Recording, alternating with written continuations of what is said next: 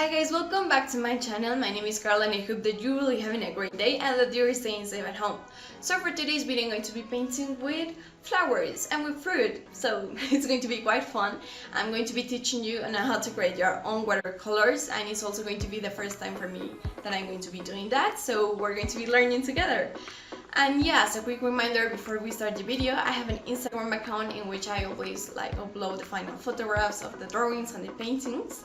So maybe you want, perhaps you may want to follow it, because I always say whenever I'm going to upload a new video, so I'm going to be leaving there my account and also in the description box. And also if you haven't subscribed, then you should go ahead and do it. Give it a like, share, comment down below, because I always read those. And I guess without any thing to say, let's see how all this works.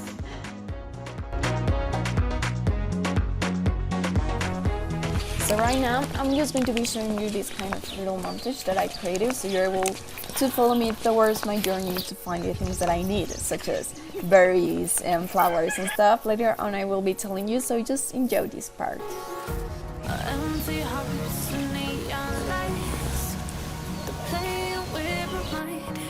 Gotta get out of here tonight. Oh, I wanna run off and fly.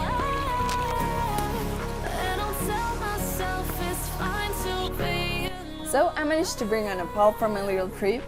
And so to create this watercolor, all I did it was taking out all the thorns so I wouldn't stab myself constantly. I ended up like a pincushion, to be careful if you're trying this. And to create the watercolors, I just added some water and alcohol, and it's the same thing that I did to anything else. And right now you're seeing a tuna that is a typical fruit here in Mexico, and it's super yummy and nice.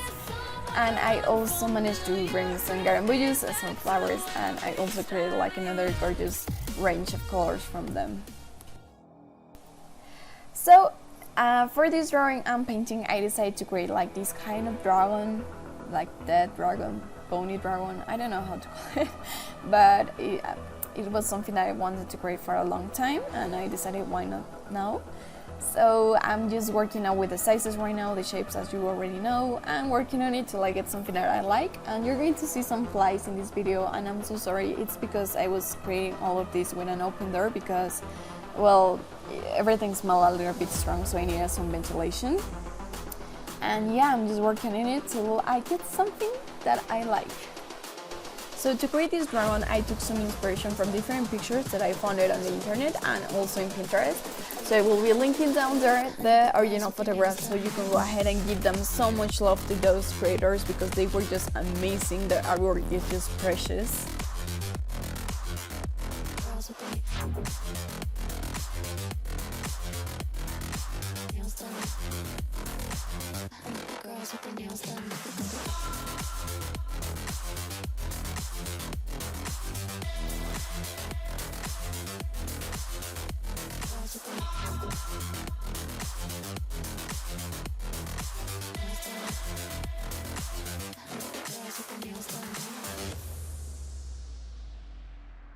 So I just took the things that I like from the pictures and added it and combined them all together. So for example, for those horns, I took inspiration from Maleficent's dragon, because I just love it, and give them like this kind of twisty situation, kind of like of a goat, and also give them some wings, because I felt like it would look a little bit more majestic. So I just kept going forward and added details in places that I thought that were going to look great. So I'm just going to tell you something, guys, that I have already mentioned in some of my previous videos, but you shouldn't be scared if you want to use like reference photographs or pictures for your own drawings, because that's a way of you to learn if you want to use like those techniques that the people are using and incorporate to your own drawings. I was super surprised when I started putting on the watercolors, because they have this kind of vibrant color like fuchsia. Well, that's in Spanish, pink. And it was like super vibrant, and I was really happy of how it looked. It still needed to dry, so I didn't know how it's going to end. And it did change a lot, the color, when it dried, but you will see that later on. And the painting that I'm using right now is the one that I created with the tuna and some of the garambullos. So I was really happy with the range of colors that I managed to create, but sadly I had to throw away one cup because it was really starting to stink.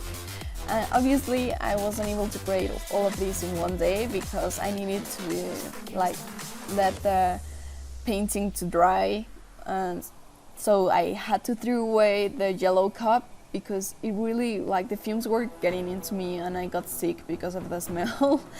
So I had to throw that away, but other than that everything was going amazing and I was able to use each color. And yes, I was loving how everything was going, and I was a little bit scared that some of the colors wouldn't like pop out, but it was really like surprising to see how everything was really coming together. Super advice is obviously to let everything dry. When you apply one layer, you let that dry and then you go again, because if not, then you're going to create like this horrible pile messy thing that is just going to rip away the paper. So you should go ahead and let everything dry, wait a little, go ahead and drink your coffee, find something else to do, and then come back to keep creating your masterpiece.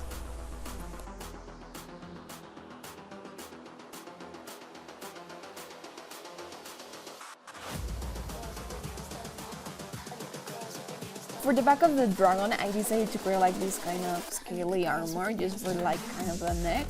So for that I used the bougainvillea water.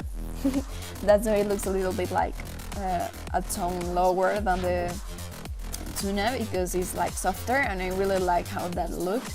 And for the wings I went ahead with the nopal and just tried to cover, and I was scared because it wasn't like doing anything. But then I realized when it all started to dry, like it started gaining color, like this kind of rain, and you're able to see, like, I don't know, it just created this gorgeous color that I liked in the end, and it was unexpected because I really thought it wouldn't do anything and I was starting to panicking, but then it all started to look great.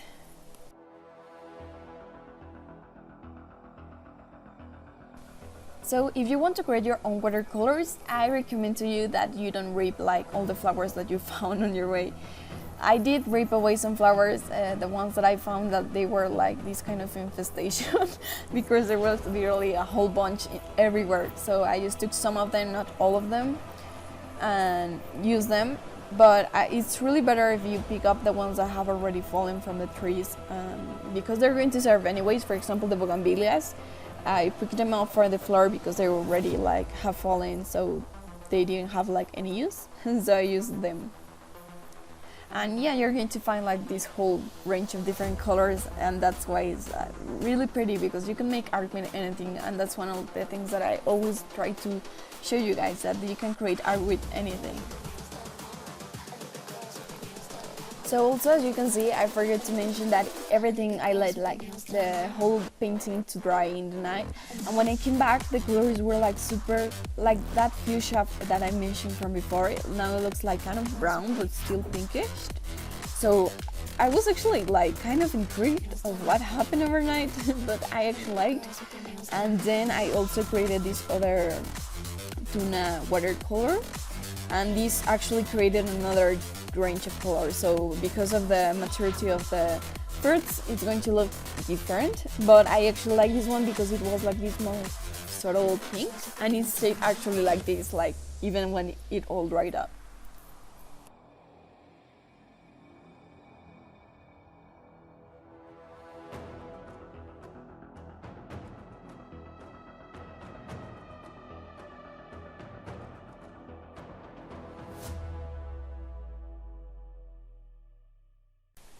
So at this moment I just went in to do the background, and I picked this beautiful blue color because I felt like it was going to make everything pop out a little bit more.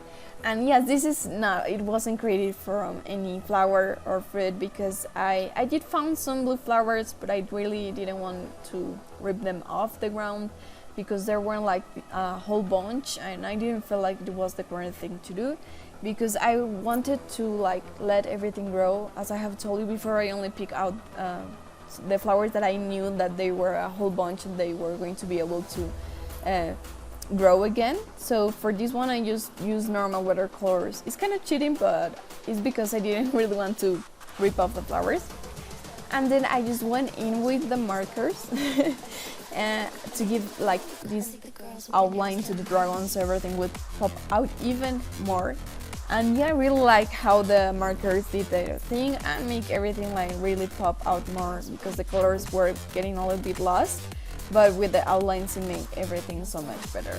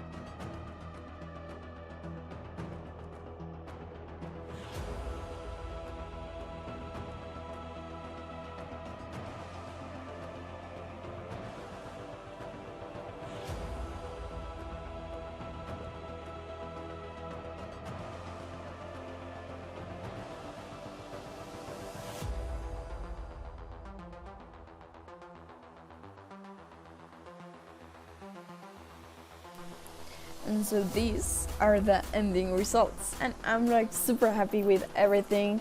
I thought the colors weren't going to pop up because of the grain situation, that it wasn't like really coming around, but then like I'm really happy with everything. Like, I'm not going to say anything else, I just love it.